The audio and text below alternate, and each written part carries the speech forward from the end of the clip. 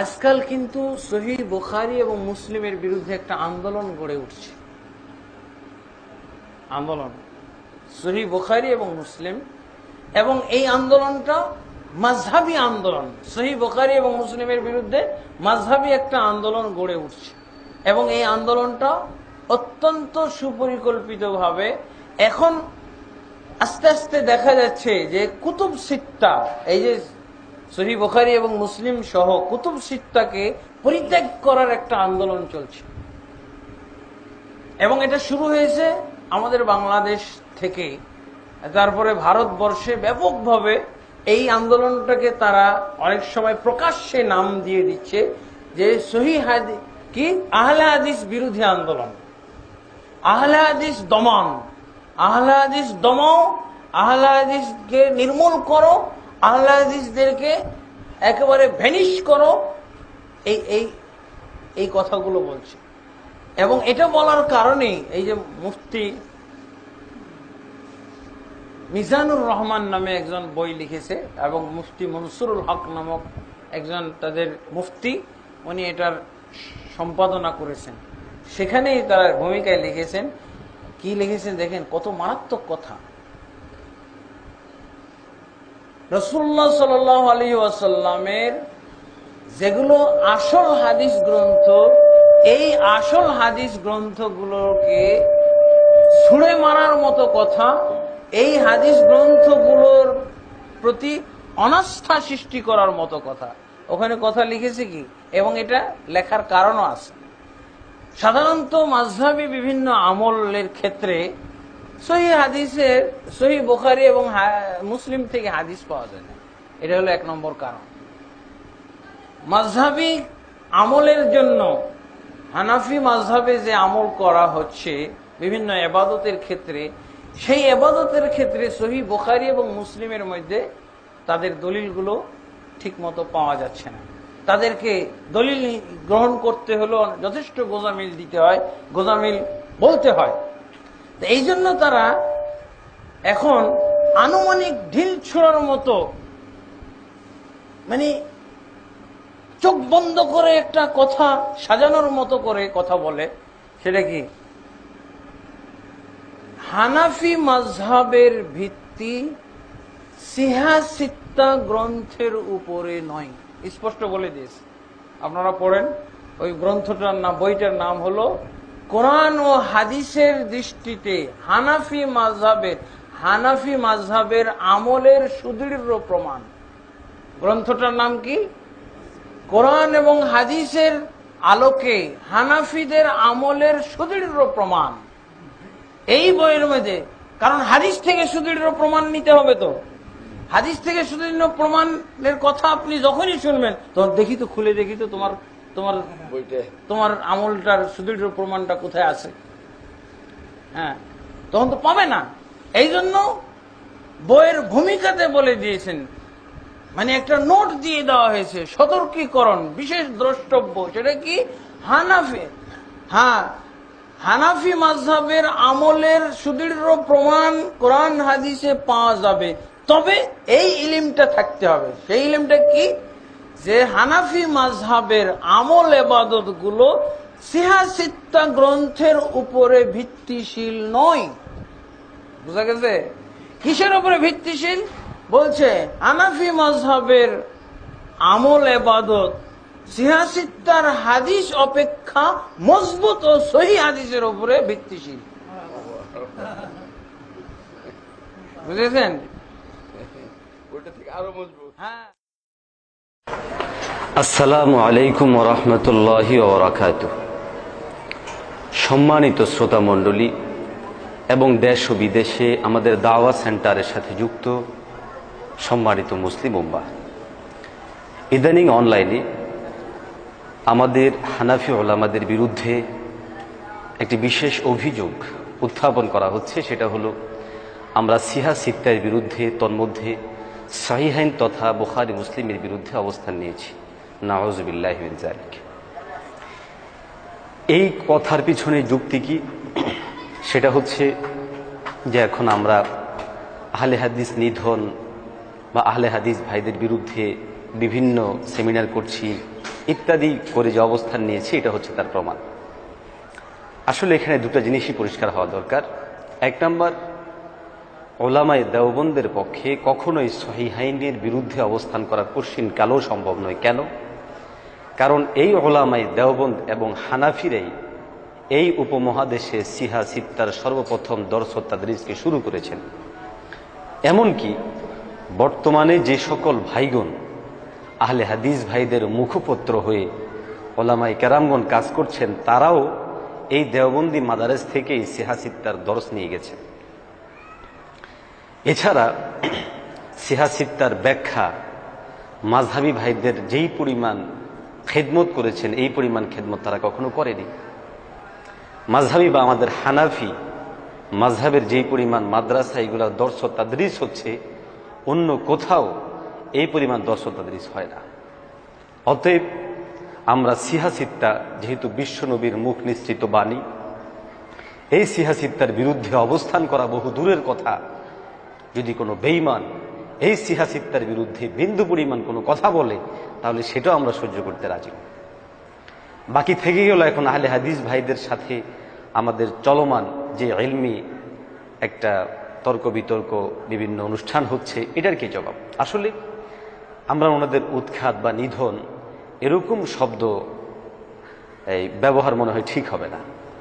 মূলত হচ্ছে আমাদের পক্ষ থেকে যে একটা অনুরোধ এবং কথা, সেটা হলো যে মুহতারাম ওলামায়ে কেরাম, আপনাদের কাছে যদি আমাদের কোনো মাসআলা মাসাইল মনে হয় যেটা কোরআন হাদিস সম্মত নয়, তাহলে আসুন আমরা বসে সমাধান করে সেটা ভালো করে দিই। এটা না করে আপনারা নেটে, অনলাইনে, টেলিভিশনে, মিডিয়ায় আমাদের পুরা আমলের বিপরীতে বলবেন এবং সেগুলো অযৌক্তিক বলে উত্থাপন করবেন, এটা তো উম্মার জন্য ক্ষতি হচ্ছে। আমি উদাহরণ দিয়ে বোঝাচ্ছি। যেমন আমাদের টোটাল এই উপমহাদেশে এবং সারা বিশ্বেই বর্তমানে হানাফি মাযহাবের অনুসারী সবচেয়ে বেশি। আহলে হাদিস ভাইদের সাথে আমাদের তর্ক বিতর্ক মাত্র কয়েকটা মাসালায়। তো ওনারা যদি ইচ্ছা করতেন, তাহলে আমাদের ওলামাদের সাথে বসে এগুলো সমাধান করতে পারতেন। কিন্তু এটা না করে ভাইরা অবস্থান নিলেন সম্পূর্ণ বিপরীত সাইডে, ডিভাইড করা শুরু করলেন পুরা উম্মাহকে। তো এখন আমাদের কি দায়িত্ব দাঁড়ায়? আমাদের এটাই দায়িত্ব দাঁড়ায় যে যেহেতু আমরা এত বৃহৎ একটা জনসমুদ্রের জিম্মাদারি নিয়ে আছি, সুতরাং তাদের সামনে এই মোহতারাম ভাইগণ যে অভিযোগ করছে সেটা খণ্ডন করা। আমরা শুধু অভিযোগ খণ্ডন করছি, কিন্তু করলে কি হবে? এখনো তো আমাদের দরজা যা খোলা, ওলামায়ে কেরাম এখনো বসতে নেয় যে আসুন মাসালাগুলো নিয়ে আমরা স্পষ্ট বসি। তো সুতরাং আমরা আহলে হাদিসদের বিরোধী না। কেন বিরোধিতা করবো? আমাদেরই ভাই, মাসালা নিয়ে কিছু মতবিরোধ থাকতে পারে, আছে, আমরা চাচ্ছি সেগুলোর সরাসরি সমাধান। তারা সেগুলো অনলাইনে বেশি দিচ্ছে, জন্য আমরা শুধু জবাব দিতে বাধ্য হচ্ছি। এখন তাদের পক্ষ থেকে বলা হচ্ছে যে রসুলের সহি হাদিস বিরোধী যে 6টা কিতাবে সহি হাদিস আছে, এটার বিরোধী আমরা। আসলে এটা অবশ্যই ভুল কথা, নাউযুবিল্লাহি মিন যালিক। এরপরে আরেকটা যে কথা বিশেষভাবে বলা হয়, সেটা হচ্ছে আমাদের এই যে আন্দোলন আমরা আহলে হাদিস বিরোধী করছি, সেটার কারণ হলো আমাদের যে মাসালা মাসাইলগুলো, এগুলো হাদিস গ্রন্থগুলোর মধ্যে পাওয়া যায় না। এটাও একটা অনর্থক অভিযোগ, যে অভিযোগের সাথে বাস্তবতার দূরতম কোনো মিল নেই।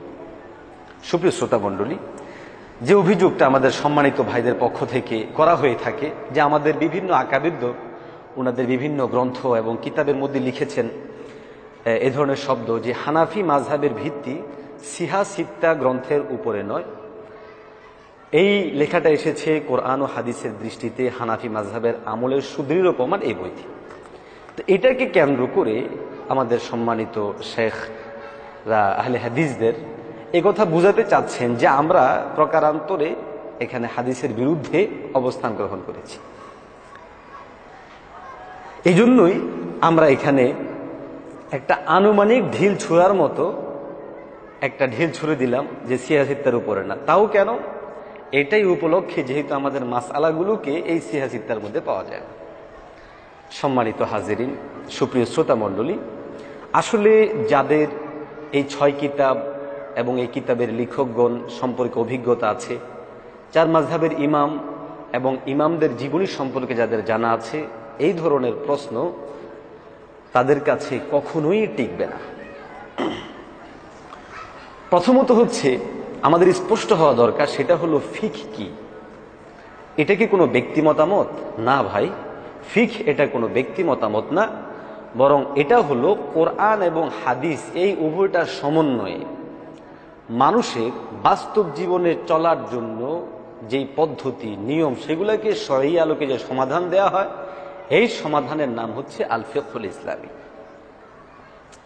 তাহলে আল ফিকহুল ইসলামীর যারা উদ্ভাবক, যারা খিদমত করে গেছেন, তারা অনেকেই ছিলেন তন্মধ্যে 4 ইমামের অনুসারী বেশি হওয়ায়, গ্রন্থ বেশি হওয়ায় এবং তাদের সেই মতামতগুলোকে ধরে রাখার মতো অনুসারী বিজ্ঞ ওলামা থাকায় এই 4টাই টিকেছে, বাকিগুলো শেষ হয়ে গেছে। তো তাদেরকে বলা হয় ফুকাহা, ইমাম, আইম্মা। আর তাদের ওই মতের উপর যেহেতু এগুলো প্রতিষ্ঠিত মত পথের উপর, এই জন্য এগুলাকে মাযাহিবে আরবা বলা হয়।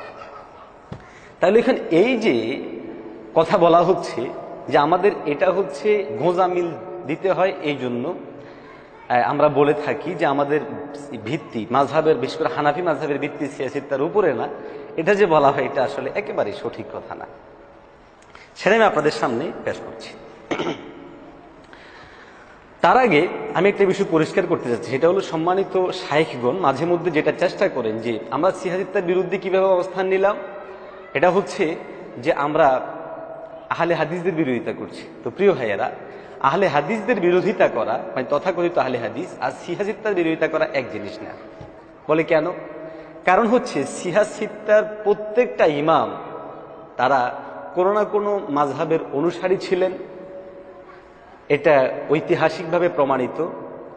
যেমনটা আমরা আপনাদেরকে দেখাতেও পারবো যে আত-তাবাকাতুশ শাফিঈয়া নামক গ্রন্থের 1 নম্বর খণ্ডে 425 নম্বর থেকে 26 নম্বর পৃষ্ঠায় দাবি করা হয়েছে বুখারী, মুসলিম, তিরমিজি, ইবনে মাজাহ 4 জনই শাফিঈ ছিলেন। যদি এখানে মতবিরোধ আছে, কিন্তু দাবি হচ্ছে 4 জন শাফিঈ ছিলেন। তারপরে ইমাম নাসাই রহমতুল্লাহ আলাই, আবু দাউদ রহমতুল্লাহ আলাই ব্যাপারে মতামত পাওয়া যায় ওনারা হাম্বলি মাযহাবের অনুসারী ছিলেন। তাহলে প্রশ্ন হয়, যেই ব্যক্তিবর্গগণ এই হাদিসের কিতাবগুলো লিখলেন তারা লা মাযহাবী ছিলেন না, আর তাদের কিতাবগুলো পড়ে আমরা হয়ে গেলাম গায়রে মুকাল্লিদ, লা মাযহাবী এবং কোনো মাযহাব না মাননেওয়ালা, এটা কত বড় অযৌক্তিক কথা, এটা যে কেউ বুঝতে পারবে। এরপরে দেখুন তাদের পক্ষ থেকে যেটা প্রশ্ন, সেটা হচ্ছে যে আমাদের মাযহাবের ভিত্তিটা 6টার উপরে না। অবশ্যই সঠিক, এই 6 কিতাবের উপর কেন হতে যাবে? কেননা যদি আপনি ফিকহে হানাফির উপরে এই প্রশ্ন তোলেন, তাহলে আমাদের অবশ্যই স্মরণ রাখা উচিত যে ফিকহে হানাফির মূল যে ব্যক্তিত্ব ইমাম আবু হানিফা রহিমাহুল্লাহ পৃথিবী ছেড়ে চলে গেছেন 150 হিজরিতে। তাহলে যিনি 150 হিজরিতে চলে গেলেন, দেখতে হবে যে তিনার ওই সময়টার মধ্যে এই সিয়াসিত্তা ছিল কিনা। ঐতিহাসিকভাবে দেখা যায় যে তখন এই সিয়াসিত্তা ছিল না। সুপ্রিয় শ্রোতা, আপনারা এখন বিবেচনা করবেন যে তাহলে ওনার সময়ে ওই গ্রন্থগুলো ছিল না, তাহলে তিনি এই গ্রন্থগুলোকে সামনে রেখে কিভাবে হাদিস রচনা, মাসআলা রচনা করবেন? এটা একবারে অযৌক্তিক একটা বিষয়। দ্বিতীয় নাম্বার হচ্ছে দীর্ঘ সময় পার্থক্য। যেমন এই 6 ইমামের মাঝে ইমাম আবু হানিফার মাঝে কতটুকু পার্থক্য আপনারা দেখুন। ইমাম আবু হানিফা রহিমাহুল্লাহ 150 হিজরিতে ইন্তেকাল, এই হিসেবে ইমাম বুখারী রহিমাহুল্লাহ ইমাম আবু হানিফার 44 বছর পর পৃথিবীতে আগমন করেন, কেননা তার জন্ম 194 হিজরি। ইমাম মুসলিম রহিমাহুল্লাহ 54 বছর পর পৃথিবীতে আগমন করেন, কেননা তার জন্ম 204 হিজরিতে।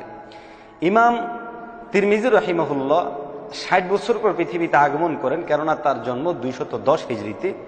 ইমাম ইবনে মাজাহ রহিমাহুল্লাহ আগমন করেন 59 বছর পর, কেননা তার জন্ম 209 হিজরিতে। ইমাম আবু দাউদ রহিমাহুল্লাহ আগমন করেন 52 বছর পর, কেননা তার জন্ম 202 হিজরিতে। ইমাম নাসাই রহিমাহুল্লাহ আগমন করেন 65 বছর পর, কেননা তার আগমন হচ্ছে তার জন্ম হলো 215 বছর পর। তাহলে সর্বনিম্ন 44 বছর পর ইমাম বুখারী রাহিমাহুল্লাহ 44 বছর পর এসেছেন পৃথিবীতে। তাহলে তিনি কিভাবে লিখবেন? এরপরে দেখুন এই 44 বছরে ইমাম বুখারী রাহিমাহুল্লাহ ইমাম আবু হানিফা রাহিমাহুল্লাহর মাঝে কতজন পার্থক্য। ইমাম আবু হানিফা রহিমাহুল্লাহর ছাত্র ছিলেন ইমাম মুহাম্মদ রহমতুল্লাহি আলাইহি। ইমাম মুহাম্মদ রহমতুল্লাহি আলাইহির ছাত্র ইমাম শাফি রহমতুল্লাহি আলাইহি। ইমাম শাফি রহমতুল্লাহি আলাইহির ছাত্র ইমাম আহমদ ইবনে হাম্বল রহমতুল্লাহি আলাইহি। ইমাম আহমদ ইবনে হাম্বল রহমতুল্লাহি আলাইহির ছাত্র ইমাম বুখারী রহমতুল্লাহি আলাইহি। ইমাম বুখারী রহমতুল্লাহি আলাইহির ছাত্র ইমাম মুসলিম রহমতুল্লাহি আলাইহি। তাহলে দেখা যায় যে এখানের মধ্যে তিনজন অতিক্রম করার পরে গিয়ে ইমাম বুখারী রহমতুল্লাহি আলাইহির আগম। তাহলে এটা কিভাবে সম্ভব যে তিনি এত আগে লিখে যাবেন আর সেগুলো এই কিতাবগুলোকে সামনে রেখে? সুতরাং এ ধরনের প্রশ্ন একেবারেই অযৌক্তিক এবং এটার কোনরূপ যৌক্তিকতা এখানের মধ্যে নেই। ভাই, কথা হচ্ছে আমাদের ফিকহে হানাফির মাসআলা মাসাইল এই সিয়াসিত্তার মধ্যে না পাওয়া যায় তো কোনো সমস্যা আছে কিনা? প্রথমত হচ্ছে পাওয়া যায় না, এই কথাটা ভুল, পাওয়া যায়। দ্বিতীয়, যদি পাওয়া নাও যায় তাহলে অন্যান্য কিতাবের মধ্যে পাওয়া গেলে সেগুলো কি নবীজির হাদিস নয়? ওইগুলোর ব্যাপারে কি এমন কোনো ওয়াহি নাজিল হয়েছে যে একমাত্র 6টাই হাদিসের কিতাব, বাকি সমস্তগুলো হাদিসের কিতাব নয়? যদি মাত্র 6টাকে আমরা হাদিসের কিতাব ধরি, বাকিগুলোকে না ধরি, 6টা কিতাব মিলিয়ে মোট কতগুলো হাদিস হবে? কেউ যদি প্রশ্ন করে বসে বিশ্ব নবীর দীর্ঘ 23 বৎসরের জীবনের কথা, কাজ, আমল, সাপোর্ট, সাহাবায়ে কেরামের কথা, কাজ, অনেকগুলা জিনিসের সমন্বয়ে হাদিসের সংজ্ঞার অন্তর্ভুক্ত, তাহলে মাত্র অল্প কয়েকটা হলে আমরা তখন কি জবাব দিব? জবাব দেওয়ার কোনোই তো উপায় থাকবে না। তো সুতরাং এ ধরনের প্রশ্ন করা আদৌ কোনো যৌক্তিক নয়, বরং সম্পূর্ণই অযৌক্তিক এবং এটার সাথে কোনোরূপ মিল নেই। সুতরাং এই ধরনের অভিযোগ আমাদের উপর করা এটা কশ্চিনকালেও ঠিক নয়, বরং এটা একটা অযৌক্তিক বিষয়।